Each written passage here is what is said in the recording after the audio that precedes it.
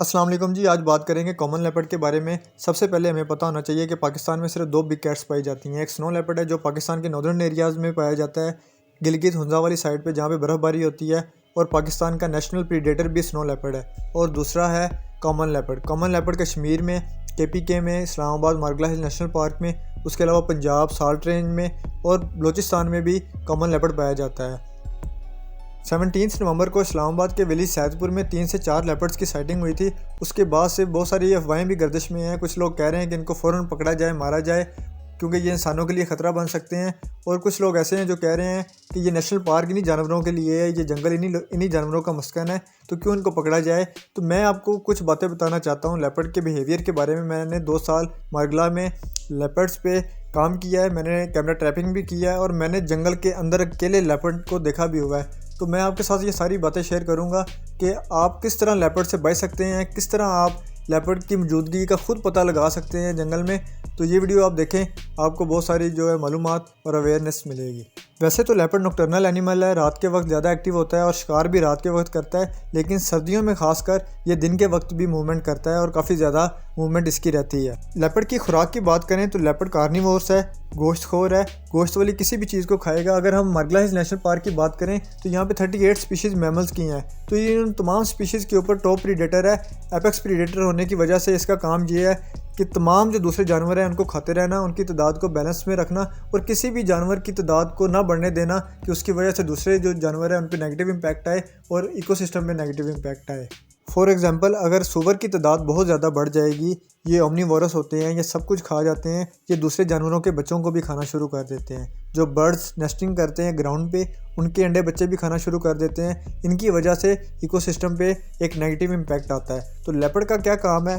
Leopard का काम है इस पर चेक रखना, इसको खाते रहना, इसकी पॉपुलेशन को कंट्रोल में करना।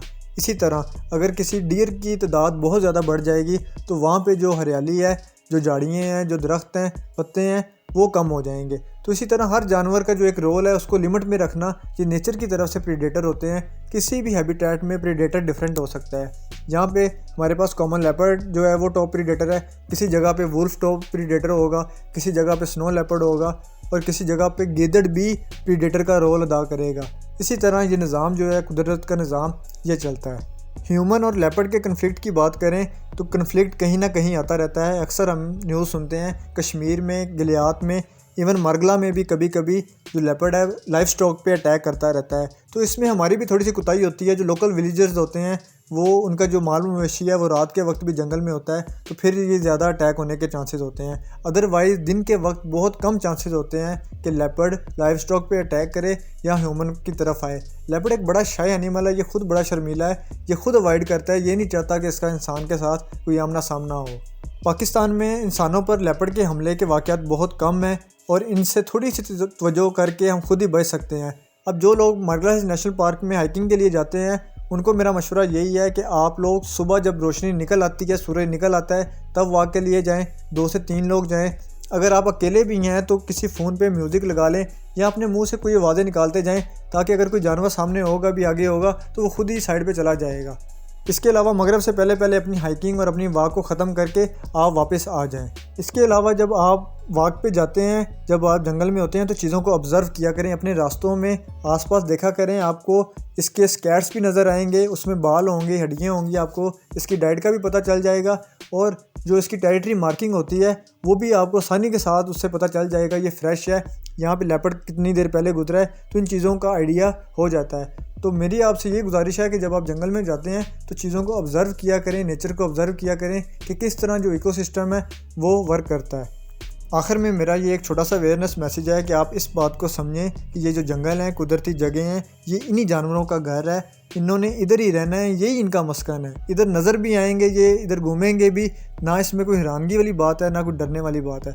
कोई लेपर्ड जाके किसी शहर में हमला नहीं कर रहा। ये हम इंसान ही हैं जो जंगल में जाके भी डिस्टर्बेंस क्रिएट करते हैं और जंगल की जो ज़मीन है उसको भी इनक्रोच करते हैं। इनकी जो मस्कन है उसको हम खाते जा रहे हैं। तो अगर किसी ने बाज आना है तो वो हम इंसान है, अपने कामों से बाज आना है।